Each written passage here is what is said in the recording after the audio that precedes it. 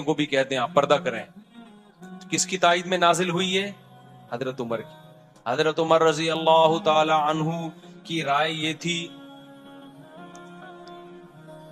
ایک اور مثال تھی بڑی زبردست، میرے ذہن سے نکل گئی، وہ بہت زبردست مثال تھی. حضرت عمر کا ایک مشورہ تھا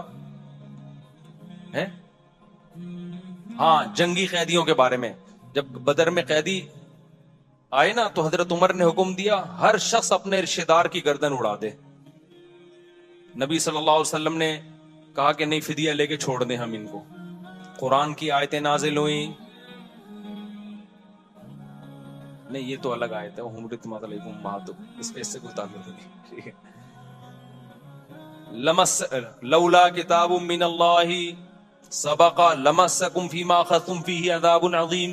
اے ایمان والو، تم نے جو ان قیدیوں کو فدیہ لے کے چھوڑ دیا، اللہ نے پہلے سے مقدر میں اگر یہ نہ لکھا ہوتا نا کہ تمہیں ہلاک نہیں کرنا، تو یہ اتنا بڑا جرم ہوا ہے کہ اللہ تمہیں ہلاک کر دیتا. ان قیدیوں کو چھوڑا کیوں؟ یہ تو اتنی بڑے اسلام کے دشمن تھے. تو کس کی رائے صحیح ہوئی؟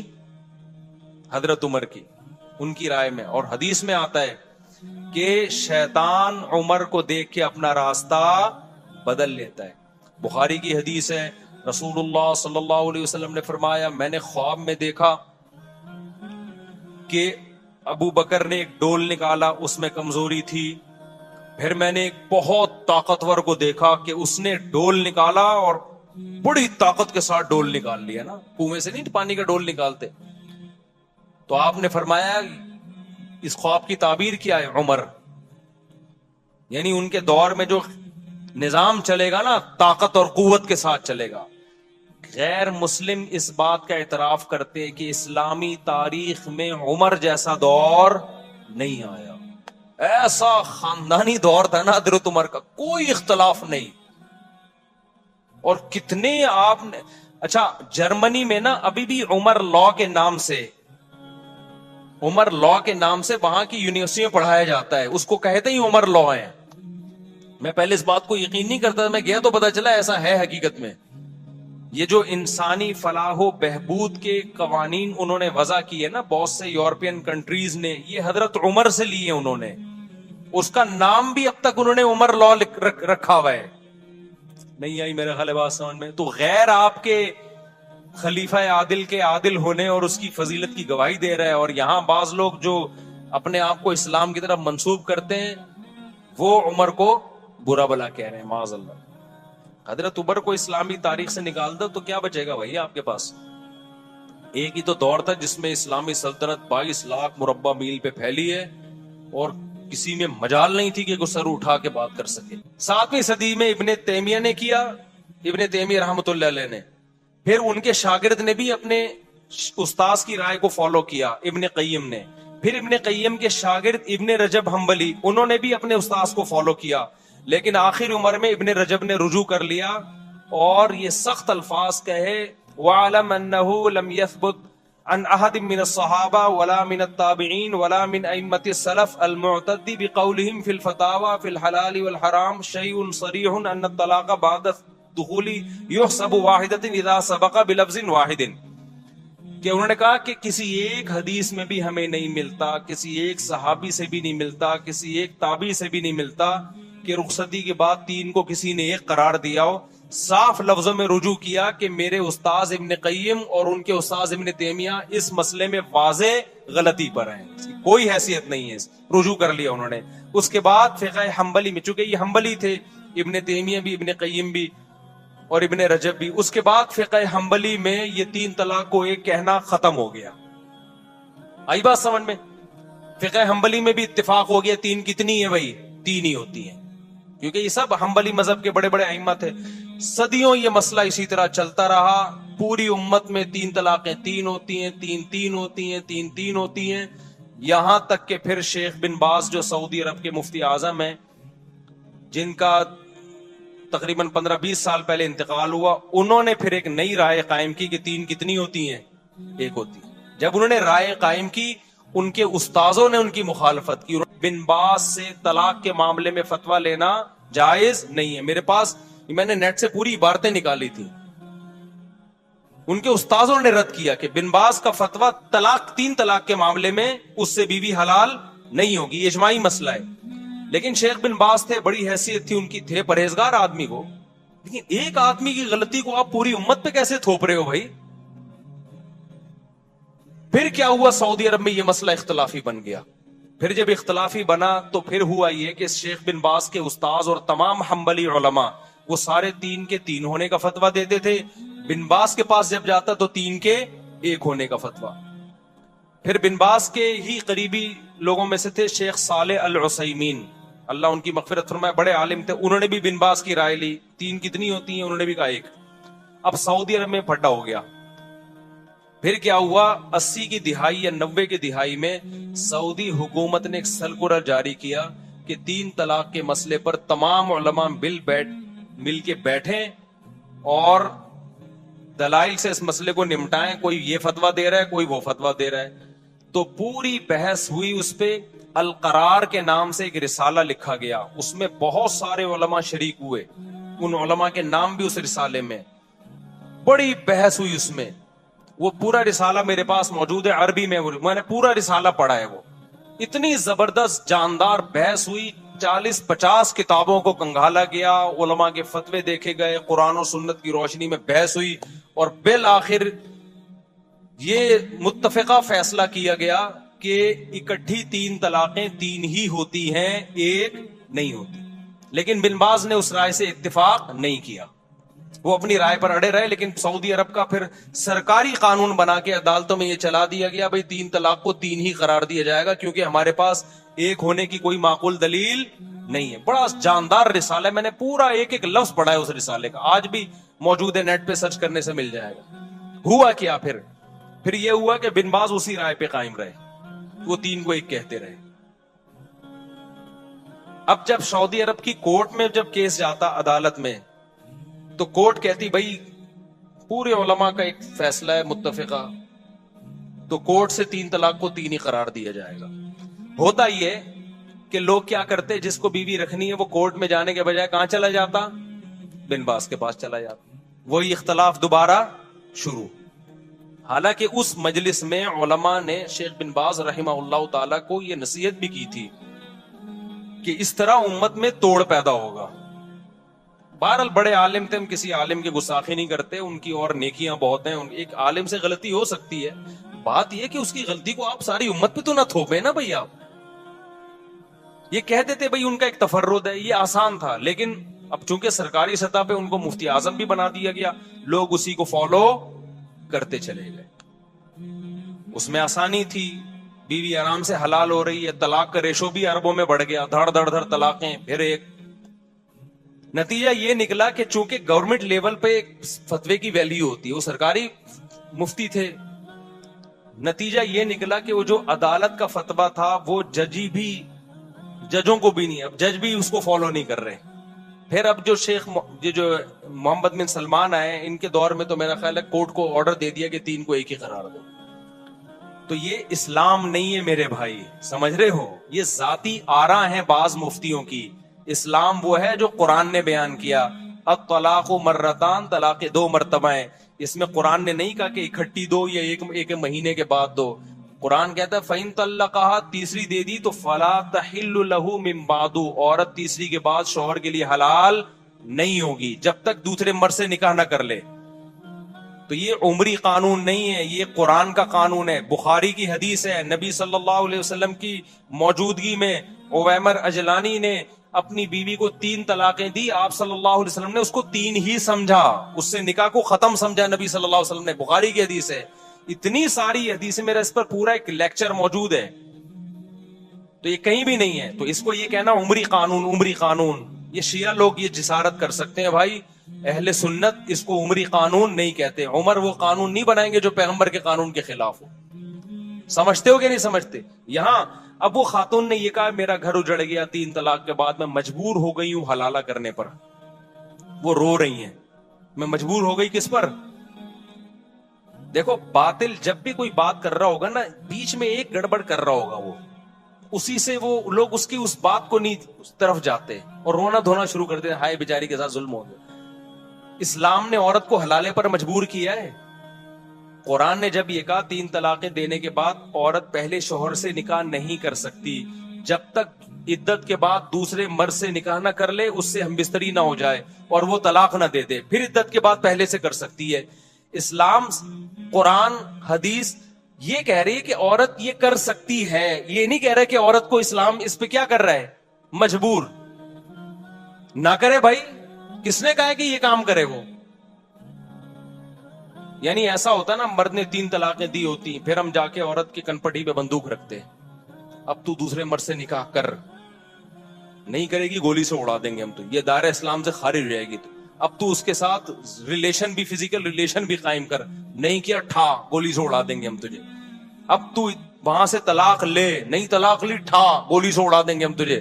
اب طلاق لینے کے بعد دوبارہ پہلے مرد سے تجھے نکاح کرنا پڑے گا، نہیں کیا ٹھا ہم گولی سے اڑا دیں گے. پھر عورت روتی بھی اچھی لگتی، ہائے ہائے میرے ساتھ کیا ہو رہا ہے، مجھے مردوں کے سے جو ہے نا ریلیشن قائم کروایا جا رہا ہے. بھائی اسلام نے کہا کہ اس مرد سے آپ کا نکاح اب ختم، اب آپ انجوائے کریں لائف کو، عدت کے بعد کسی اور مرد سے نکاح کریں. آپ آئی بات سمجھ میں؟ آپ اس مرد کے ساتھ زندگی گزاریں. اگر آپ کو عمر سمجھ میں نہیں آ رہا، آپ کے پاس آپشن ہے، آپ اس سے طلاق مانگ سکتی ہیں. تو یہ بے عزتی کر رہا ہے اسلام یا عزت دے رہا ہے اس کو؟ آپشن ہے آپ کے پاس، ڈیورس مانگنے میں کوئی حرج نہیں ہے. صحابیہ کے ساتھ ایسا ہی ہوا، 3 طلاقیں ہوئی، دوسرے مرد سے انہوں نے نکاح کیا، ان کو وہ مرد سمجھ میں نہیں آیا، نبی کے پاس آئی، میں ان سے طلاق لینا چاہتی ہوں. اس میں کون سی بے عزتی کی بات ہے بھائی؟ پھر اگر وہ طلاق دے دے ٹھیک ہے، نہیں دے تو گزارا کرو اس کے ساتھ. دے دے تو عدت گزر گئی آپ کی، آپ جہاں چاہیں نکاح کریں، اس میں کوئی بے عزتی کی بات ہے؟ تو پرانے والے سے کرنا چاہیں وہاں بھی کر سکتی ہیں، اس میں کوئی بے عزتی کی بات ہے؟ کسی اور مرد سے نکاح کرنا جب بے عزتی نہیں ہے، تو پرانے والا جو اپنے بچوں کا باپ ہے اس سے نکاح کرنا کہاں سے بے عزتی ہو گیا؟ اصل میں اس میں تڑپے گا وہ جس کی بیوی ہے. عذاب میں کون آئے گا؟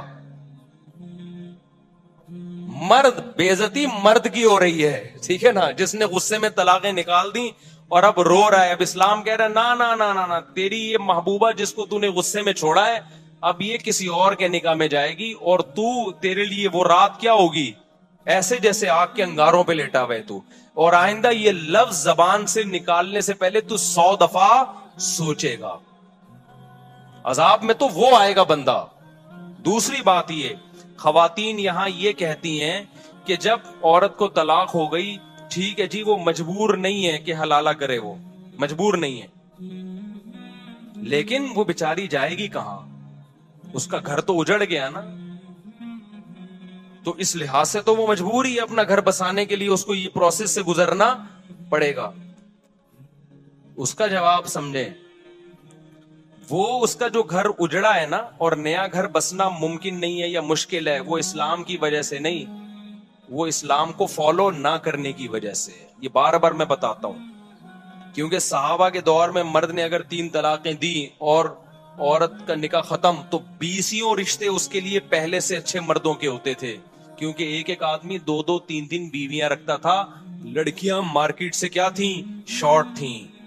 لوگ انتظار کرتے تھے کسی کی بیوی بیوہ ہو یا طلاق ہو تو میں نکاح کروں اس سے. تو عورت کا گھر اجڑتا ہی نہیں تھا. اب جو گھر اجڑ رہا ہے وہ اسلام کی وجہ سے نہیں، بلکہ ایک بیوی پر جو اکتفا سب نے کر لیا ہے اور خواتین کے لیے رشتے نہیں ہیں، اس کی وجہ سے ان کے لیے مسائل ہو گئے ہیں. تو یہ 3 طلاق کے 3 ہونے کا قصور نہیں ہے، یہ قصور اس کا ہے کہ اچھے مرد مارکیٹ میں کیا ہو گئے ہیں؟ شارٹ ہو گئے ہیں. اس کو پتا ہے مجھے پہلے والا جیسا ملے گا نہیں آئی میرا غالب بات سمجھ میں. تو یہ عمری قانون نہیں ہے، یہ خدائی قانون ہے. حضرت عمر نے اس کو کیا کیا تھا؟ نافذ. اور پھر بھی اگر بات سمجھ میں نہ آئے تو میں نے آپ سے ایک بات کہی ہے کہ بجائے باطل کے اعتراضات کا جواب دینے کے، آپ باطل پہ اعتراضات کرنا شروع کر دو.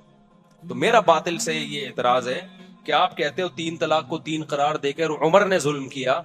دیکھو 3 طلاق کے بارے میں حدیث کی الفاظ دیکھو. 3 طلاق کے 1 ہونے کے بارے میں جو اہل حدیث پیش کرتے ہیں کہ نبی کے دور میں 3 1 سمجھی جاتی تھی، ابو بکر کے دور میں بھی، عمر نے 3 کو کیا کر دیا؟ 3. ہم کہتے ہیں وہ جو نبی کے دور میں 1 سمجھی جاتی تھی، اس کا مطلب یہ نہیں ہے جو اہل حدیث بیان کر رہے ہیں. اس کا مطلب دوسری حدیث میں آتا ہے کہ زمانہ جاہلیت میں 3 کو 1 سمجھا جاتا تھا. وہاں پہ اس کی چند وجوہات ہیں. اس کی وجہ یہ ہے کہ ہمارے حضرت مفتی رشید احمد صاحب رحمہ اللہ تعالی یہ بات فرمایا کرتے تھے, جو اب پتہ نہیں نیٹ پہ کوئی الگ سے ہی مصیبت نہ کھڑی ہو جائے, لیکن اللہ کرے نہ کھڑی ہو, بھائی بات تو غلط نہیں ہے اور اس میں کسی کی میں برائی نہیں کر رہا. ہمارے فرمایا کرتے تھے کہ جو غیر مقلد حضرات ہیں, ایک خرابی ان میں ہے, وہ ٹھیک ہو جائے تو معاملہ بہت سیٹ ہو جائے گا, اور ایک خرابی مقلدین میں ہے جو مذاہب اربعہ کو فالو کرتے ہیں, حنفی شافعی, وہ خرابی ان میں ٹھیک ہو جائے تو یہ بہت اچھے ہو جائیں گے. فرمایا کہ حنفیوں میں جو ہمارے یہاں فقہ رائج ہے, بدعتیوں کی کثرت ہے اور بدعات کی کثرت ہے, اور غیر مقلدین میں کم علمی کی کثرت ہے. ریسرچ آدھی ہوتی ہے لیکن اس کو کل سمجھ رہے ہوتے ہیں. تو یہ دو خرابیاں ختم ہو جائیں, ادھر علم کا لیول تو کیا ہو جائے, بڑھ جائے. کیونکہ جب علم آئے گا نا تو پھر عالم کو پتا ہوتا ہے کہ بھائی اس مسئلے میں یقینی طور پر رائے قائم نہیں کر سکتا, اس میں وہ دوسرے کی رائے کا احترام کرنا سیکھ جائے گا کہ بھائی اس میں یہ قول بھی ہے. بات آ رہی ہے سمجھ میں؟ جیسے فقہائے کرام ایک دوسرے کا احترام کرتے تھے اختلاف کے باوجود کہ بھائی اس میں ان کی بھی دلیل ہے, بالکل اس کو کلعدم نہیں قرار دے سکتے ہم. ہمارے ہاں اہل حدیث حضرات, سب نہیں ہوں گے ایسے, بہت سے اہل حدیث حضرات کیا کرتے ہیں, ان کو جو حدیث مل گئی نا اور ان کی جو سمجھ میں آ رہا ہے اس کا مطلب, وہ سب پہ مسلط کرنا چاہتے ہیں کہ بس یہی ہے, اس کے علاوہ کچھ نہیں ہے, اور پھر وہ دوسرے پر الزام کہ تم غلط کہہ رہے ہو, تم حدیث کے منکر ہو. جب آپ کا علم زیادہ ہوگا نا تو آپ کا ظرف بڑا ہو جائے گا. آپ کہو گے نہیں بھائی اس کے قول کی بھی ایک جہت اور اس کے قول کی بھی ایک دلیل ہے جس کی وجہ سے یہ مسئلہ کیا بن گیا, اختلافی, تو آپ کا ظرف بڑا ہو جائے گا. تو غیر مقلدین جن کو کہا جاتا ہے, جو اہل حدیث حضرات ہیں, ان کا مسئلہ یہ ہے کہ ان میں سے اکثر لوگ علم سے فارغ ہوتے ہیں, چند حدیثیں وہ بھی اردو میں پڑھ کر فتویٰ لگانا شروع کر دیتے ہیں. ان کو اس کی اصلاح کی ضرورت ہے. اور حنفیوں میں بڑی مصیبت یہ ہے کہ ہر بدعت امام ابو حنیفہ کے کھاتے میں, بولو بھائی, ڈالی گئی. بدعت بہت ملیں گی آپ کو, اور یہ دیوبندیوں میں بھی ملیں گی. جب ان سے بولو بھائی اس کی دلیل کیا ہے, تو سب تو ایسے نہیں ہوتے, سب تو ظاہر ہے ہر جگہ اچھے بھی, میں تو چھوٹا منہ بڑی بات ہو جائے گی نا, میں بڑے عالم سے سنی ہے میں نے یہ بات. تو وہ جب دلیل سے بات کرو, بعض لوگوں کی عادت ہم نے یہ دیکھی ہے, تو وہ حضرت دامت جی نے یہ فرمایا, دامت برکاتہ نے یہ فرمایا, حضرت والا نے یہ فرمایا, تو حضرت جی نے فرمایا. تو عامی آدمی یہ کہتا ہوا تو سمجھ میں آتا ہے, لیکن کوئی عالم کو تو چاہیے بھائی آپ تو کم از کم کوئی دلیل پیش کریں نا اس کی.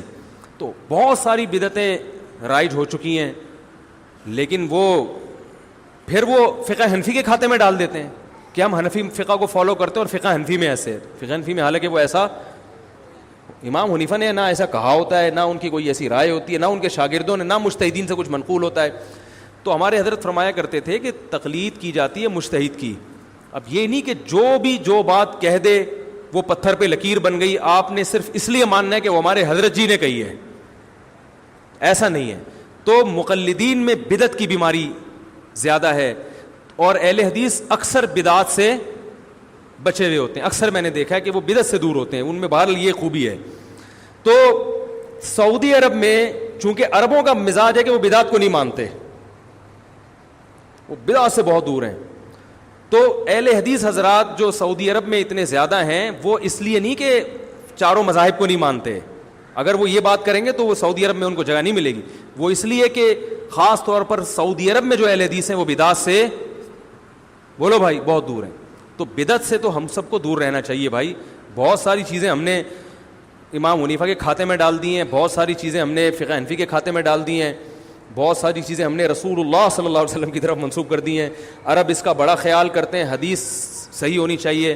ہمارے ہاں ایک بڑی مصیبت یہ بھی ہے کہ ہمارے ہاں جو واعظین ہیں دیوبندی حضرات میں یا حنفی حضرات میں, ان میں بھی بہت سے واعظین بیان کے دوران صحیح اور ضعیف حدیث میں فرق نہیں کرتے. واقعات میں اس کا خیال نہیں کیا جاتا یہ مستند ہے بھی کہ نہیں ہے, اس کا سے بھی بڑا امیج دنیا میں خراب جاتا ہے. تو جبکہ اہل حدیث حضرات اس کا اہتمام, جو جہاں تک مجھے معلومات ہے, وہ کرتے ہیں. تو کہ وہ حدیث کی بہرحال کوشش کرتے ہیں کہ صحیح ہو. آگے وہ حدیث سے مطلب جو کشید رہے ہوتے ہیں ان میں میری رائے کے مطابق گڑبڑ کر جاتے ہیں. اور دوسری بات یہ کہ وہ والی حدیث دیکھ رہے ہوتے ہیں, اس کے اپوزٹ دوسری بھی ہوتی ہے, وہ بسا اوقات ان کی نظروں سے اوجھل ہوتی ہے. پھر دوسرا, کوئی اصول نہیں ہے. سب سے پہلے تو مسائل استنباط کے کوئی اصول اور ضابطے تو ہوں نا. تو اس کی وجہ سے میں تو بہرحال فقہ حنفی ہی کو فالو کرتا ہوں اور اسی کو ترجیح دیتا ہوں, کیونکہ یہ اس کی کیا وجوہات ہیں پھر بیان لمبا ہو جائے گا. لیکن اگر کوئی اہل حدیث بھی ہے, علم میں مضبوط ہے, تو وہ بھی اہل سنت میں داخل ہے. تو ہر فقہ کی اچھی چیز کو لے لینی چاہیے. بدعت سے اجتناب آپ لیں ان لوگوں سے. اور ہمارے ہاں جو مزار پر, ٹھیک ہے ہمارے ہاں علماء میں نہیں ہیں یہ چیزیں, جو اچھے مستند علماء ہیں نا, بڑے علماء, ان میں بدعت نہیں ہے. لیکن کثرت تو ہم جیسے نالائقوں کی ہے نا. عامی آدمی تو وہ تو عام لوگوں کو دیکھے گا نا, وہاں تو سب کچھ چل رہا ہے, لائٹیں بند کر کے اجتماعی ذکر کی محفلیں پوری ابتدائی ہوتی ہے, لاؤڈ اسپیکر پہ اعلان ہوتا ہے 3:05 پہ باقاعدہ ذکر کرایا جائے گا. میں پوچھتا ہوں یہ کہاں سے ثابت ہے بھائی؟ ایک تو ہوتا ہے نا کوئی پیر صاحب اپنے مریدوں کو جمع کر لیں تربیت کے لیے, ان کو ذکر کرواتے ہیں, وہ تو ٹریننگ ہے, چلو جی ذکر کی عادت ڈال لیں گے. لیکن لاؤڈ اسپیکر پہ اعلان کر کے کہ خانقاہ میں اتنے منٹ پہ ذکر ہوگا, وہ تمام حضرات محلے والے بھی آ رہے ہیں اس میں, تو یہ اجتماع تو بدعت ہے بھائی, اس کا کہاں سے ثبوت ہے؟ تو یہ بہت ساری اس قسم کی اور بھی چیزیں ہیں. تو وہ پھر چیزیں جب آپ کے پاس آئیں گی تو پھر چیزیں تو آپ کو چیزیں تو آپ کو اپنے دین سے نکالنی پڑیں گی بھائی. قرآن و سنت کو فالو کرو سیدھا سیدھا. ایک صاحب میرے پاس آئے, کہنے لگے یہ قبر پہ بیٹھ کے مراقبہ کرتا ہوں میں اور وہ فیض حاصل کرتا ہوں, کنیکشن ملاتا ہوں. میں نے کہا سیدھا سیدھا جا کسی زندہ بزرگ سے جا کے, زندہ ختم ہو گئے ہیں, مارکیٹ سے شارٹ ہو گئے ہیں کیا؟ کیوں بیٹھا ہوا ہے قبر پہ بھائی, تو مراقبہ کر رہا ہے, جا کے پتہ نہیں وہ قبر سے کنیکشن بحال کر رہے ہیں, وہاں سے کہہ رہے ہیں میں وہاں سے روحانی کچھ چیزیں حاصل کر رہا ہوں. تو ظاہر ہے ایسی چیزوں سے بدعتوں کو پھر فروغ ملتا ہے. تو زندہ لوگ ہیں, زندہ بزرگان دین ہیں, ان کے پاس جاؤ, ان سے دین سیکھو. صحابہ کرام نے نبی سے سیکھا, نبی سے دنیا سے جانے کے بعد پھر وہ آپس میں ایک دوسرے کو نصیحتیں کرتے تھے, اور تابعین نے صحابہ سے سیکھا. ہم تو نہیں دیکھتے کہ رسول اللہ صلی اللہ علیہ وسلم کی قبر پہ بیٹھ کے کوئی محاسبے کرتے ہوں, مراقبے کرتے ہوں. وہ صوفیہ جو کرتے تھے چھوڑ دیں ان کو, کسی کو برا کہنے کی ضرورت نہیں ہے, ان کو چھوڑ دیں اپنے حال پہ. ہم تو, وہ ایک صاحب مجھے کہنے لگے علماء دیوبند قبر پرست تھے. میں نے کہا اگر قبر پرست ہوتے تو بھائی میں بھی قبر پرست ہوتا, میں تو انہیں کے شاگرد ہوں. انہوں نے کہا وہ فلاں دامت برکاتم گئے. میں نے کہا چھوڑ دے فلاں دامت برکاتم کو. اس طرح اگر لوگوں کی سوانے نکال کے ان کے عیب تلاش کرو گے تو دنیا میں کوئی بھی, بولو بھائی, نہیں بچے گا. بہت سے لوگ اچھا کام کر رہے ہوتے ہیں, ایک دو کام ان سے ایسے بھی ہو جاتے ہیں جس سے معاشرے میں نقصان ہوتا ہے. تو اب یہ نہیں کہ ان کی اتنی سی چیز کو نکال کے, بھائی اس کو ہم فالو کر رہے ہیں کہ نہیں کر رہے, نہیں کر رہے تو چھوڑ دو, مٹی ڈالو اس پہ. ہمارے جتنے اکابر ہیں بزرگان دین, ان کی قبریں ایک بالش سے زیادہ اونچی نہیں ہیں, سب کی قبریں کچی ہیں. تو ہم قبر پرست کیسے ہو گئے بھائی؟ کہہ رہے نہیں قبر پہ جا کے محاسبے کرتے ہیں, مراقبے کرتے ہیں. میں نے کہا ہمیں دیکھا کبھی جاتے ہوئے قبر پہ؟ ہم تو مسجد میں آتے ہیں, نماز پڑھتے ہیں. قبر پہ میت کی مغفرت کے لیے دعا کر لیں جا کے تو ایک الگ بات ہے, ویسے تو نہیں. امام بخاری کی قبر پہ میں گیا, میں نے تو وہاں ہاتھ اٹھا کے بھی دعا نہیں کی. حالانکہ قبر پہ ہاتھ اٹھا کے دعا کرنے کی بھی گنجائش ہے کہ اگر شرک کا پہلو نہ نکل دو, لیکن اس لیے کہ کوئی اس کو ذریعہ نہ بنا لیں. اور وہاں پہ میں بیٹھا بھی نہیں, بس قبر پہ دیکھا, وہ تو جائز ہے, اس میں تو کوئی حرج نہیں ہے. ان کے لیے بھی دعا. لوگ جو طنز کرتے ہیں, اسلام پہ اعتراض کرتے ہیں, نبی صلی اللہ علیہ وسلم نے اتنی عمر میں 9 سال کی لڑکی سے شادی کی, فلانا, یہ وہ جو ان کے الزامات ہوتے ہیں جہاد اور اسلام تلوار سے, جو 8-10 مشہور اعتراضات ہیں. ٹھیک ہے علماء اس کا بھی جواب دیتے ہیں, لیکن آپ بھی تو اعتراض کرو بھائی. آپ عیسیٰ کو خدا کا بیٹا کہتے ہو, ایک مخلوق کو خدا کا بیٹا کہہ رہے ہو, یہ زیادہ چھمبے کی بات ہے؟ یا حضرت عائشہ 9 سال میں بالغ ہو گئیں اور پیغمبر سے انہوں نے 50 سال کی عمر میں نکاح کیا اور ہمیشہ خوش زندگی گزاری, وہ اس پر بالکل بھی نادم نہیں تھی, وہ خوش ہیں. وہ آج بھی زندہ ہو کے آ جائیں, آپ ان سے پوچھیں کہ اگر دوبارہ ہم ماضی میں چلے جائیں اور آپ کی 9 سال کی عمر میں رخصتی ہو اور پیغمبر کی 50 سال عمر ہو, کہیں گی دوبارہ میں یہ کام کروں گی. وہ تو اس رشتے پہ اتنا خوش تھی. تو آپ پہلے اس بات کا جواب دو کہ ایک خدا بھی ہے اور خدا کے بیٹے بھی ہیں عیسیٰ, اور یہ کیسے ممکن ہے؟ تو بجائے اس کے کہ ہم اعتراضات کے جواب دینا اگلے سے, دیکھو یہ میں اس لیے کہہ رہا ہوں کہ اسلام پہ جو اعتراضات ہوتے ہیں یہ اس لیے کرتے ہیں تاکہ ہماری نظر میں اسلام کو مشکوک کر دیں اور ہم اسلام کو چھوڑ دیں. یہی ہوگا نا, تو ہم اسلام چھوڑ کے جائیں کہاں؟ جدھر جانا ہے پہلے اس کا برحق ہونا تو ثابت کرو نا. بھائی ایک ڈاکٹر نے آپ کو بتایا یہ بھی نہیں کھانا, یہ بھی نہیں کھانا, اس سے بھی پرہیز, اس سے بھی پرہیز. آپ ڈاکٹر صاحب سے پوچھتے ہو کھانا کیا ہے, پھر ڈاکٹر کہ کچھ بھی نہیں کھانا. تو ڈاکٹر صاحب ایسا تو نہیں ہو سکتا, وہ تو یقینی مروں گا پھر میں بھوکا پیاسا. مجھے پہلے یہ بتاؤ یہ چھوڑنا ہے تو اس کے متبادل میں نے کھانا کیا ہے. وہ ڈاکٹر صحیح ڈاکٹر ہوگا, وہ کہے گا بھائی ٹھنڈا پانی مت پیو مگر گرم پی سکتے ہو, کھچڑی مت کھاؤ مگر روٹی کھا سکتے ہو, یا روٹی مت کھاؤ مگر کھچڑی کھا سکتے ہو. تو اسلام پہ جو لوگ اعتراض کرتے ہیں کہ اسلام میں یہ غلط یہ غلط, فرض کر لو تھوڑی دیر کے لیے مان لیا بھائی اسلام غلط ہے, اب کیا کروں میں؟ اب میرے پاس یا تو عیسائی مذہب ہے, یا ہندو ہے, یا سکھ بن جاؤں, یا میں ملحد ہو جاؤں, خدا ہی کا انکار کر دوں, تمام مذاہب کا انکار کر دوں. اگر اسلام پہ 10 اعتراضات ہوتے ہیں, الحاد پہ 1000 اعتراضات ہوتے ہیں, ہندو مذہب پہ 2000 اعتراضات ہوتے ہیں, عیسائیت پہ 3000 اعتراضات ہوتے ہیں. تو بھائی پہلے مجھے جو میں آپ پہ اعتراض کروں گا اس کا جواب دو. میں عیسائیت سے سیٹسفائی ہوں گا, پھر میں عیسائیت اور اسلام کو کمپیئر کروں گا آپس میں. سمجھ میں نہیں آ رہی میرا خیال ہے بات؟ تو کبھی بھی ایسا نہیں ہو سکتا کہ باطل آپ پہ اعتراض کرتے رہے, آپ جواب دیتے رہے جواب دیتے رہے. اس میں زندگیاں کھپ جائیں گی آپ کی, کچھ بھی حاصل نہیں ہوگا. وہ کوئی نیا اعتراض نکال کے لے آئے گا, کل وہ کوئی نیا اعتراض نکال کے لے آئے گا. تو بجائے اس کے کہ آپ جو لوگ حضرت عمر پہ اعتراض کرتے ہیں نا کہ حضرت فاطمہ کے ساتھ یہ کیا, حضرت فاطمہ کے ساتھ معاذ اللہ نقل کفر, سیدھا سیدھا ایک جواب دیا کرو کہ حضرت علی رضی اللہ تعالی عنہ اس وقت زندہ تھے یا نہیں تھے؟ سیدہ فاطمہ حضرت علی کی زوجہ تھی یا نہیں تھی؟ تو آپ نے یہ حضرت عمر پہ اعتراضات کر رہے ہو, ان کو برا بلا معاذ اللہ کہہ رہے ہو, حضرت علی نے کیوں نہیں کیا یہ کام؟ نہیں یہی بات میرا خیال ہے سمجھ. حضرت علی کیوں خاموش تھے کہ ان کی زوجہ کے ساتھ ظلم ہو رہا ہے, معاذ اللہ ان کی زوجہ کو مارا جا رہا ہے جس سے ان کا حمل ضائع ہو رہا ہے, معاذ اللہ. میری بیوی کے ساتھ کوئی ایسا کرے میں خاموش رہوں گا؟ آپ ان کے ہاتھ پہ بیعت بھی ہو رہے ہیں, ان کو خلیفہ بھی مان رہے ہیں, اور حضرت عمر اور حضرت علی کے اتنے اچھے تعلقات کہ حضرت عمر جو کمیٹی بنا رہے ہیں 6 آدمیوں کی کہ میرے بعد کون خلیفہ ہوگا, اس میں سیدنا علی کا نام بھی ڈال رہے ہیں. واہ واہ واہ. حضرت علی کی زوجہ کے ساتھ اور پیغمبر کی صاحبزادی, ان سے بڑا کیا رتبہ ہو سکتا ہے؟ ان کے ساتھ معاذ اللہ ایک شخص اتنا ظلم کر رہا کہ وراثت کھا, معاذ اللہ نقل کفر, وراثت نہ دے رہا ان کو, ان کا حمل ضائع کر دیا. اور حضرت علی کے اتنے اچھے تعلقات, حضرت علی سے ایک ضعیف روایت نہیں ملتی کہ حضرت عمر پہ انہوں نے طنز کیا ہو یا ان کو ظالم کہا ہو. اتنے اچھے تعلقات کہ عمر حضرت علی کے لیے کو خلیفہ کے لیے نامزد کر رہے ہیں, اور ان کی بیٹی کو نکاح کا پیغام بھیج رہے ہیں. یہ شیعہ کتابوں میں بھی مل جائے گا آپ کو کہ حضرت علی نے, حضرت علی کی بیٹی سے کس کا نکاح ہوا ہے؟ حضرت عمر کا. شروع میں حضرت علی نے نکاح کا پیغام مسترد کر دیا تھا, صرف اس بیس پہ کہ آپ کی عمر زیادہ ہے, اس بیس پہ نہیں کہ آپ ظالم ہیں, آپ نے میری زوجہ کے ساتھ معاذ اللہ اچھا سلوک نہیں کیا, عمر کے ایج ڈیفرنس کی وجہ سے. لیکن عربوں میں ایج ڈیفرنس کو کچھ زیادہ ویلیو نہیں دی جاتی تھی. بعد میں حضرت عمر سے انہوں نے اپنی بیٹی کا نکاح کیا. تو یہ کیا بات ہے, اپنی بیٹی کا نکاح بھی کر رہے ہیں, ان کو داماد بھی بنا رہے ہیں, اور ان سے مشورے بھی لے رہے ہیں. حضرت عمر کا کوئی مجلس ایسی نہیں ہوتی تھی اہم جس میں کوئی جدید مسئلہ آیا ہو اور انہوں نے سیدنا علی کو اس میں مشاورت کے لیے شریک نہ کیا ہو. اور حضرت عمر یقینی طور پر حضرت علی کو اپنے بعد نامزد کر دیتے, لیکن حضرت علی کی عمر کی کمی کی وجہ سے, روایات میں ملتا ہے کہ عمر کی کمی کی وجہ سے حضرت علی نے 6 افراد کی کمیٹی بنائی.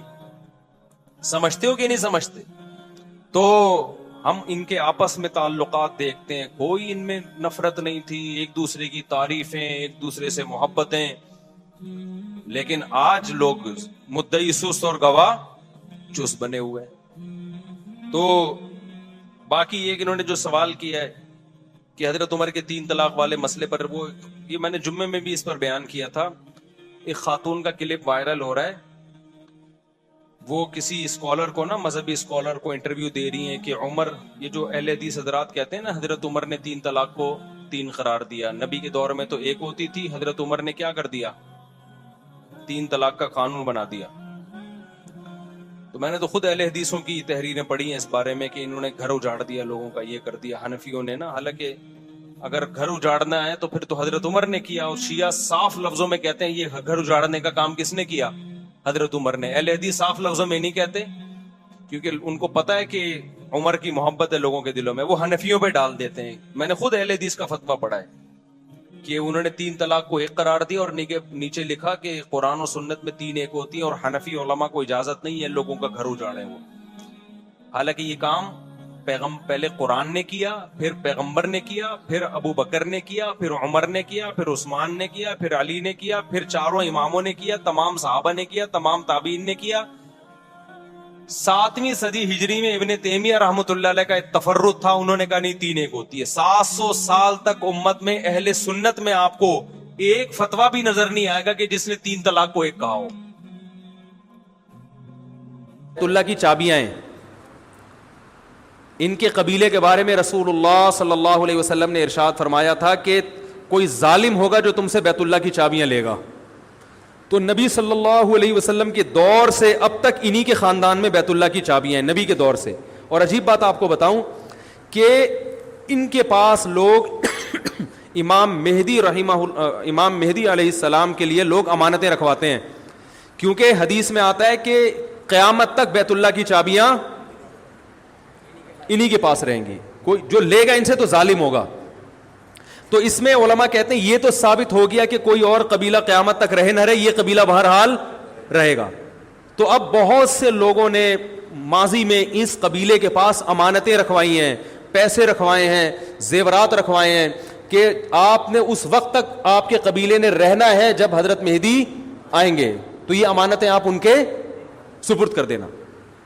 تو ابھی بھی جن کے ہاتھ میں, اور میرے لیے یہ سعادت کہ میں شو مارنے کا عادی نہیں ہوں, وہ میں نے ویڈیو کلپ بھی نہیں بنایا اس کا, جب مجھے بیت اللہ کا غلاف پیش کیا گیا تھا ان کی طرف سے, تو وہ جنہوں نے پیش کیا انہوں نے کلپ بنا کے یوٹیوب پہ ڈالا, لیکن میں نے اپنے چینل سے ابھی تک وہ ویڈیو کلپ نہیں ڈالا. لیکن اب بات چل پڑی تو میں بتاتا ہوں, ان کی طرف سے جو بیت اللہ کی چابیاں جن کے پاس ہیں, مجھے الحمدللہ باقاعدہ بیت اللہ کا غلاف ہدیے کے طور پر پیش کیا ہے, اور وہ حنفی ہیں.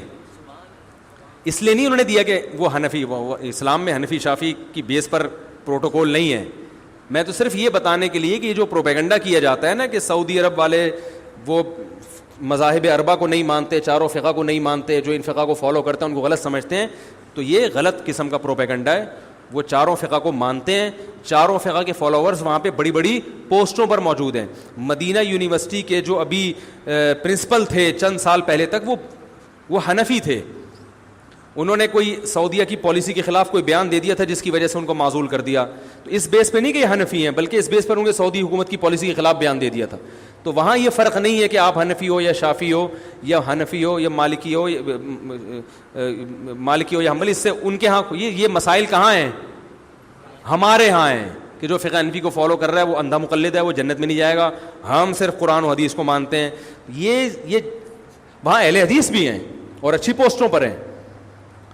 تو یہ فرقواریت, یہ عذاب یہاں پر ہے. تو اہل حدیث بھی وہاں بڑی اچھی پوسٹوں پر ہیں, لیکن سعودی عرب کا جو سرکاری مذہب ہے وہ بہرحال فقہ حنبلی ہے, اور علماء حرم وہ بھی حنبلی فقہ کو فالو کرتے ہیں. میں نے تو ان کی تحریریں پڑھی ہیں ائمہ حرم کی کہ انہوں نے باقاعدہ ریٹن میں لکھا ہے کہ ہم فقہ حنبلی کو فالو کرتے ہیں. اور سعودی عرب میں جو انقلاب آیا محمد ابن عبد الوہاب, جن کی وجہ سے دنیا ان کو وہابی کہتی ہے نا, محمدی تو کہہ نہیں سکتی تھی تو ابا کے کھاتے میں ڈال کے وہابی کہنا شروع کر دیا. محمد ابن عبد الوہاب جو ہے, جن کو سارے عرب فالو کرتے ہیں, ان کے جو بیٹے ہیں نا انہوں نے اپنے والد کے عقائد بیان کیے ہیں. اس میں صاف طور پر لکھا ہے کہ ہم فقہ حنبلی کو فالو کرتے ہیں اور ہم نے 5واں کوئی مسلک نہیں نکالا. اور محمد ابن عبد الوہاب, میرے پاس یہ سارے تحریریں ثبوت کے ساتھ موجود ہیں, چونکہ یہ سوال تو اچانک آ گیا نا تو ان کے حوالوں کے ساتھ موجود ہیں. ان سے کسی نے سوال پوچھا محمد ابن عبد الوہاب سے حرم میں کہ کیا آپ نے کوئی 5واں مسلک نکالا ہے؟ انہوں نے جواب دیا کہ ہم نے کوئی 5واں مسلک نہیں نکالا. اہل سنت والجماعت کے جو 4 مکاتب فکر ہیں, حنفی, مالکی, شافی, حنبلی, ہم انہی کو فالو کرتے ہیں. آئی بات سمجھ میں؟ اور اس میں ہم فقہ حنبلی کو فالو کرتے ہیں, اور ہم ان تینوں کو, 4 کو برحق سمجھتے ہیں. یہاں تک کہ ان کے جو بیٹے ہیں نا محمد بن عبد الوہاب کے, ان کے فتاوی میں یہ بات لکھی ہے, انہوں نے کہا کہ ہم ابن تیمیہ رحمہ اللہ تعالیٰ کو مقتدا اور رہبر سمجھتے ہیں, مگر ابن تیمیہ نے چاروں مذاہب کے خلاف اگر کوئی فتویٰ دیا ہے تو ہم اس میں ابن تیمیہ کو فالو نہیں کرتے. اس میں انہوں نے یہ بات بھی لکھی ہے کہ 3 طلاق کا مسئلہ چونکہ چاروں فقہا کے خلاف ہے ابن تیمیہ کا, اس مسئلے میں ہم نے ابن تیمیہ کی رائے کو مسترد کر دیا ہے. نہیں آ رہی بات سمجھ میں؟ تو یہ محمد ابن عبد الوہاب کا بھی بیان میں نے بیان کیا آپ کو, جو میرے پاس حوالوں کے ساتھ موجود ہے. نہیں تو آپ نیٹ پہ سرچ کریں, آ جائے گا. آج کل تو گوگل پہ لکھو, بہت سی چیزیں نکل آتی ہیں. تو یہ الفاظ نیٹ پہ سرچ کریں, وَلَا نُنْكِرُ أَحَدًا مَنْ قَلَّدَ أَحَدًا مِنَ الْمَذَاهِبِ الْأَرْبَعَةِ, کہ ان چاروں, یہ محمد بن عبد الوہاب کا بیان ہے رحمہ اللہ, کہ ہم کسی ایسے شخص پر رد نہیں کرتے جو چاروں مذاہب میں سے کسی ایک کی تقلید کرتا ہے. یہ نیٹ پہ گوگل پہ آپ الفاظ لکھ لیں, ٹھیک ہے. لا ننکر احدا من قلد احدا من المذاہب الاربعہ, گوگل پہ لکھیں گے, یہ ان کی ورڈنگ انشاءاللہ آ جائے گی. تو اور یہ بھی ہو سکتا ہے نہیں آئے تو مزید ریسرچ کریں, آپ مزید تحقیق کریں, کیونکہ بعض دفعہ یہ الفاظ کسی اور کے بھی کہے ہوئے ہوتے ہیں نا, تو کسی اور کے نام سے آ جائے گی پھر وہ.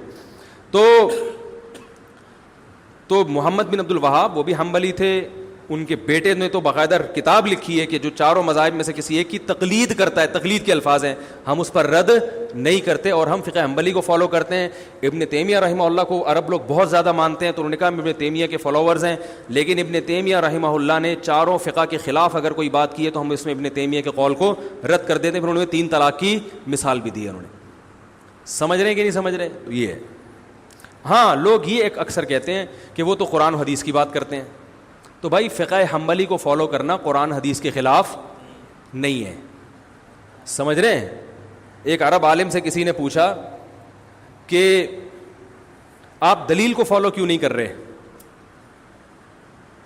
آپ نے جو قانون نافذ کیا ہے کہ فقہ حنبلی پر فتویٰ دیا جائے گا, دلیل کو فالو کیوں نہیں کر رہے؟ تو انہوں نے کہا کہ اس کا مطلب ہے کہ امام احمد بن حنبل نے دلیل کو فالو نہیں کیا تھا. یعنی جب بھائی دلائل تو چاروں نے دلیل کو فالو کیا ہے, لیکن جب ان کے فالو کرنے کے بعد ان کا اختلاف ہوا تو کسی ایک کو تو ترجیح دینی پڑے گی نا.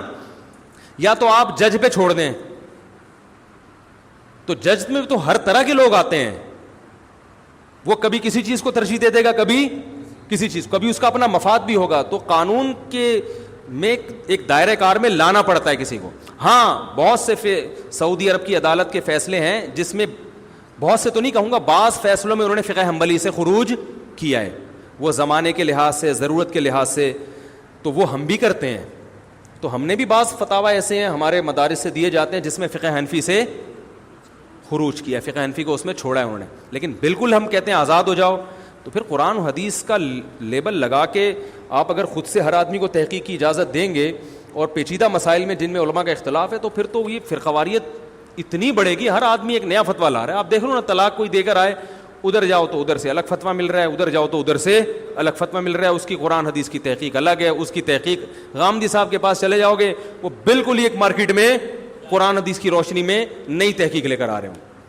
آپ کہہ سکتے ہیں کہ ان کی تحقیق غلط ہوتی ہے, لیکن عامی آدمی کو غلط لگتی نہیں ہے. وہ بات ہے عامی آدمی کی, وہ کیا کرے گا, تو اس کو پابند بنانا پڑتا ہے کسی ایک فقہ کا. باقی اہل حدیث حضرات بھی بہت کثرت, اسلام نے اس کو کیا کر دیا, منسوخ. حضرت عمر کے دور میں بہت سے لوگوں کو پتہ ہی نہیں تھا کہ اب 3 ایک نہیں ہے, 3 ہی ہوں گی. حضرت عمر نے 3 کو 3 نافذ کر دیا, تو بہت سے لوگ سمجھے یہ کام کون کر رہا ہے, عمر کر رہے ہیں. اس کی مثال ایسے ہے جیسے صحیح مسلم ہی کی حدیث ہے کہ نبی کے دور میں ہم متا کیا کرتے تھے, جابر بن عبداللہ کہہ رہے ہیں رضی اللہ عنہ. ابو بکر کے دور میں بھی ہم متا کیا کرتے تھے, عمر نے متا پہ کیا لگا دی, پابندی لگا دی. ہم اس کا جواب کیا دیتے ہیں, بھائی متا تو نبی کے دور میں حرام ہو گیا تھا, ابو بکر کے دور میں بھی حرام تھا, عمر نے جو پابندی لگائی تو وہ جو کام نبی کے دور میں حرام ہو گیا تھا عمر نے اس کو نافذ کر دیا. لیکن نبی کے دور میں جب متا حرام ہوا تو سب کو پتہ نہیں تھا کہ حرام ہے, وہ جائز سمجھ کے کر رہے تھے. ابو بکر کے دور میں بھی کرتے رہے کیونکہ اس خبر پھیلی نہیں تھی اس حرام ہونے کی. حضرت عمر نے لا بنا دی, اب جو متا کرے گا وہی سزا دوں گا جو زانی کو دیتا ہوں میں. اس قانون کی وجہ سے سب کو پتا چل گیا متا حرام ہے, تو نسبت کس کی طرف کر دی, عمر کی طرف. تو اسی طرح 3 طلاق 3 ہو چکی تھی نبی کے دور میں, پتہ نہیں تھا لوگوں کو. اب سمجھو کہ جو یہ کہتا ہے نا کہ عمر نے ہمارے گھر اجاڑے ہیں, معاذ اللہ 3 طلاق کو 3 قرار دے کے، آپ اس سے اعتراض کیا کرو کہ اگر 3 طلاقیں نبی کے دور میں ایک تھیں اس حدیث کی وجہ سے کہ عمر نے 3 کو 3 قرار دیا ہے، تو متع بھی کس نے حرام قرار دیا ہے؟ پھر عمر نے۔ لہذا آپ اگر عمر کو نہیں مانتے تو متع جیسی بےغیرتی کو بھی آپ کو ماننا بولو پڑے گا پھر آپ اسی جیسی حدیث کی وجہ سے۔ اور اگر آپ جواب میں کہتے ہو کہ نہیں متع تو نبی کے دور میں حرام ہو چکا تھا، تو ہم آپ کو یہ بھی دلیلیں دیں گے کہ 3 طلاقیں بھی نبی کے دور میں 3 ہو چکی تھیں۔ تو اب جو لوگ حضرت عمر پہ اعتراض کر رہے ہیں نا کہ عورتیں کہہ رہی ہیں، اب یہ میں اس خاتون کی طرف آتا ہوں کہ جو کہہ رہی ہیں کہ عمر نے 3 کو 3 قرار دے کے میرا گھر اجاڑ دیا۔ او بھائی، عمر نے متع کو حرام قرار دے کے آپ کا گھر بچا لیا ہے بہت ساری عورتوں کا، کیونکہ عورت کبھی نہیں چاہتی کہ میرا میاں متع کرتا پھرے۔ وہ کیا خیال ہے؟ جس عورت کو پتا چلے میرا میاں 20 عورتوں سے متع کر چکا ہے، اس کا گھر بسے گا؟ حضرت عمر نے متع پہ پابندی لگا کے کروڑوں عورتوں کا گھر بچا لیا کہ بیوی کے علاوہ تمہارے پاس کوئی آپشن نہیں ہے۔ متع پتہ ہے کیا ہوتا ہے جس کو یہ لوگ جائز قرار دیتے ہیں؟ متع یہ ہوتا ہے کہ جس کو کہا جاتا ہے حضرت عمر نے حرام قرار دیا، وہ والے متع کی بات کر رہا ہوں۔ کون سا متع حرام قرار دیا؟ متع یہ ہوتا ہے کہ آپ کسی عورت سے ایگریمنٹ کر لیں 1 سال کا یا 6 مہینے کا یا 1 ہفتے کا، کوئی بھی ٹائم متعین کر لیں، 2 گواہ ہوں، ایجاب و قبول ہو کہ ہم دونوں ایک دوسرے کے لیے حلال ہیں 1 مہینے کے لیے یا 1.5 مہینے کے لیے یا 2 مہینے کے لیے یا 1 سال کے لیے یا 10 سال کے لیے، کوئی بھی ٹائم متعین کر دیں یا 1 گھنٹے کے لیے، اٹ از کالڈ، بولو نا، متع۔ ہم یہ کہتے ہیں کہ اس میں اور زنا میں رتی برابر بھی فرق، بولو، نہیں۔ جو لوگ متع کو حلال کہتے ہیں وہ کہتے ہیں نہیں اس میں بڑا فرق ہے، زنا میں ٹائم متعین نہیں ہوتا، عورت کے ساتھ منہ کالا کیا اور نکل لیے، اس میں ٹائم متعین ہے۔ آئی بات سمجھ میں؟ زنا میں گواہ نہیں ہوتے، اس میں کیا ہے؟ گواہ ہیں، یہ کوئی فرق نہیں۔ اچھا، کہتے ہیں زنا میں جو اولاد ہوگی حلالی نہیں ہوگی، جبکہ متع سے جو اولاد ہوگی حلالی ہوگی۔ اور بھائی یہ فرق نہیں ہے، یہ آپ نے زنا پہ ایک خوبصورت یعنی آپ گواہ بنا کے زنا کر رہے ہیں، ٹھیک ہے نا؟ اس کا مطلب ہے جب کسی عورت سے زنا کرنا ہو تو 2 بندوں کو گواہ بنا لو اور ٹائم متعین کر لو 1 گھنٹے کا۔ زنا میں بھی آج کل جو زنا ہو رہا ہے نا مارکیٹ میں، اس میں بھی طوائفیں کرائے پہ ایک ٹائم کے لیے ملتی ہیں، ٹائم ہوتا ہے ان کا۔ وہ پرانے زمانے میں زنا ہوتا تھا، گئے اور منہ کالا کر کے بھاگ گئے، کوئی دیکھ تو نہیں رہا۔ ابھی جو ہوٹلوں میں لوگ بتاتے ہیں نا جو برائیاں کرتے ہیں، کہ باقاعدہ ٹائم ہوتا ہے طوائف کا کہ اتنے ٹائم تک آپ کے ساتھ رہے گی وہ، تو ٹائم بھی ہو گیا۔ 2 گواہ بتا دو، وسیم اور غفار کو، اپنے دوستوں کو بتا دو آج میں طوائف سے منہ کالا کرنے جا رہا ہوں۔ کوئی فرق نہیں ہے بھائی۔ نکاح میں بڑا فرق یہ ہوتا ہے کہ نکاح ہمیشہ کے لیے ہوتا ہے، طلاق کیا ہے؟ ایک عارضہ ہے کہ آپ نے ہمیشہ کے لیے رہنے کا ارادہ کیا تھا، بیچ میں آپ نے اس کو کیا کر دیا؟ ڈسکنیکٹ کر دی، اس رشتے کو توڑ دیا کسی بھی وجہ سے آپ نے۔ تبھی نکاح میں اگر یہ شرط لگا دی جائے نا کہ میں اس سے نکاح کر رہا ہوں 2 مہینے کے لیے، تو نکاح کیا ہو جائے گا؟ کالعدم، وہ نکاح نہیں ہوگا۔ نکاح میں یہ شرط لگانا ہی ناجائز ہے۔ آپ نے نیت بھی کر لی نا کہ میں اس بیوی کو 1 مہینے بعد چھوڑ دوں گا، آپ یہ شرط نہیں لگا سکتے۔ آپ شرط لگا دی تو وہ ختم، وہ نکاح نہیں رہے گا، وہ متع بن جائے گا۔ نہیں آئی میرا خیال ہے بات سمجھ میں؟ تو متع حرام ہے بھائی، زنا اور متع میں کوئی فرق نہیں ہے۔ اب آپ مجھے بات بتاؤ، اگر حضرت عمر متع کو حرام نہ کرتے، آج بہت سارے مرد متع کر رہے ہوتے کہ نہیں کر رہے ہوتے؟ ان کے گھر بس جاتے۔ اور پھر زنا میں تو آج جب مرد زنا کرتا ہے نا تو گھر نہیں بستا، بیوی طلاقیں لے کے چلی جاتی ہیں، جبکہ وہ زنا کو برا سمجھ رہا ہوتا ہے، بیوی سے سوری کر رہا ہوتا ہے، بیگم آئندہ نہیں کروں گا، غلطی ہو گئی۔ متع جس پہ عمر نے پابندی لگا کے عورتوں کے پر بڑا احسان کیا، ان کے گھر بسا لیے، وہ جب متع لوگ کرتے تو پکڑے جاتے تو بیگم سے کہتے بیگم حلال ہے. جیسے میں دوسری شادی کے بعد پکڑا گیا تھا تو میں نے کیا کہا تھا؟ حلال ہے یہ. لیکن شادی تھی نا وہ. تو جو متا کرتے ہوئے پکڑا جائے گا وہ کیا کہے گا؟ بھائی برا تھوڑی ہے. پابندی کس نے لگائی ہے؟ عمر نے. دیکھو صحیح مسلم کی حدیث ہے, نبی کے دور میں بھی ہوتا تھا, ابو بکر کے دور میں بھی ہوتا تھا. پابندی کس نے لگا دی؟ عمر نے. تو بتاؤ عمر عورتوں کا گھر اجاڑ رہا ہے یا بنا رہا ہے؟ عمر نے پابندی لگائی. کیا پابندی لگائی تھی؟ پابندی تو اس پہلے سے لگی ہوئی تھی. عمر نے بولا, حضرت عمر نے, اب جو متا کر کے آیا نا شادی شدہ کرے گا پتھروں سے مار کے رجم کروں گا. کیونکہ لوگ کہتے تھے یہ زنا نہیں ہے. حضرت عمر نے کہا ایسی کوئی دلیل نہیں سنوں گا میں. نہیں یہ بات میرا خیال ہے سمجھ میں. انہوں نے بولا کہ رجم کروں گا, پتھروں سے ماروں گا میں. یہ دلیل نہیں ہے کہ جی یہ گود گواہوں کی موجودگی میں ایجاب و قبول ہو رہا ہے. تو جو لوگ کہتے ہیں کہ متا حلال ہے تو انہوں نے عورتوں کا گھر کیا کر دیا؟ تباہ کر دیا. 3 طلاقوں کو جو 3 کہتے ہیں, چند عورتوں کا گھر تباہ ہوتا ہے لیکن بے شمار عورتوں کا گھر بس جاتا ہے. مرد کو جب پتہ چلتا ہے نا 3 لفظ زبان سے نکالے تو دوبارہ نہیں مل سکتی مجھے یہ, وہ کروڑ دفعہ سوچتا ہے زبان سے نکالتے ہوئے, بہت دفعہ سوچتا ہے, عبرت ہو جاتی ہے اس کو, لہذا اس سے گھر بستا ہے, ٹوٹتا نہیں ہے. چند کا تو ٹوٹتا ہے لیکن چند کی وجہ سے لاکھوں کا بس جاتا ہے. اور جنہوں نے متا کو حلال کر دیا تو خود عورت سوچے اپنے سینے پہ پتھر رکھ کے کہ آپ کا میاں ایک کام جائز سمجھ کے منہ کالا کر رہا ہو, آج اس عورت سے متا کیا. کیونکہ جب متا جو لوگ حلال کہتے ہیں پھر ان کے کوئی لمٹ تھوڑی ہے کہ 20 سے حلال ہے 21ویں سے حرام ہے. کہتے ہیں کہ حلال ہے بس حلال ہے, جتنا بچاؤ متا ہی کرو. سمجھ میں نہیں آ رہی بات. اور جو لوگ متا کو حلال کہنے کے دلائل دیتے ہیں, میں ان سے ایک سوال پوچھتا ہوں کہ پھر آپ یہ کام چھپ کے کیوں کرتے ہو؟ اس کا مطلب آپ کا ضمیر اندر سے کہہ رہا ہوتا ہے کہ یہ اچھا کام. بولو, نکاح چھپ کے کیا جاتا ہے کھلے عام. کچھ لوگ چھپ کے دوسری شادی اس لیے کر رہے ہوتے ہیں کہ پٹنے کا خوف ہوتا ہے. وہ چھپن ایک الگ چیز ہوتی ہے کہ پٹیں گے سسرال سے. سسرال نہ ہوتا تو وہ بھی بتا کے کر رہے ہوتے, لیکن شرمندگی کی وجہ سے نہیں چھپ رہے ہوتے, سائیڈ افیکٹ کی وجہ سے چھپ رہے ہوتے ہیں. اور چند دن چھپتے ہیں اس کے بعد بتا دیتے ہیں وہ بھی. لیکن متا کبھی بھی کوئی اوپنلی نہیں کرتا کہ حضرات ایک اعلان سماعت فرمائیے, جمعے کو میرا متا ہے, آپ لوگ تشریف لائیے گا, میں متا کر رہا ہوں اس سے. اور خاتون کہہ رہی ہوں کہ میں بھی متا کر رہی ہوں اس سے. بہت ہی کوئی غیرت لیس ہوگا تو یہ کام کرے گا. نکاح میں لوگ اپنی بیٹیوں کے لیے رشتے تلاش کر رہے ہوتے ہیں, مولوی صاحب سے دعائیں منگوا رہے ہوتے ہیں, مولوی صاحب میری بچی جوان ہو گئی ہے, کوئی اچھا ڈھنگ کا داماد مل جائے, نکاح کرنا چاہتا ہوں. چھپ کے نہیں کرتے, کھلے عام بتاتے ہیں. متا میں کوئی بتائے گا میری بیٹی متا کرنا چاہتی ہے, کوئی اچھا متا کرنے والا ہو.